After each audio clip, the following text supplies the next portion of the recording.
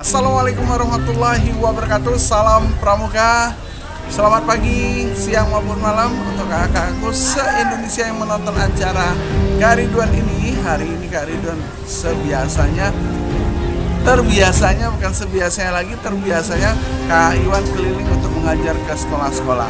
Semoga juga semua sekolah semuanya ada pelatih pembina pramuka di setiap sekolahnya. Ingat, pramuka adalah wajib sekarang dan nilai pramuka wajib juga didapatkan oleh anak didik kita. Nah, mau tahu di mana SMK Bakti Ibu 3? Aktifnya bagaimana? Kita lihat acara berikut ini.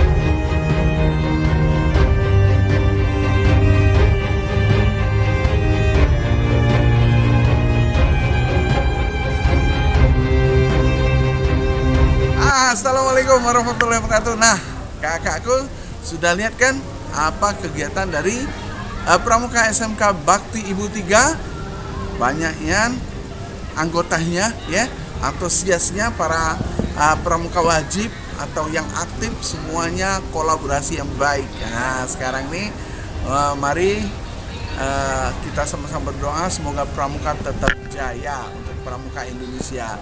Terima kasih yang menonton, jangan lupa subscribe, like, komen, dan sebarkan. Semoga semua pramuka se-Indonesia maupun luar negeri akan menonton acara ini.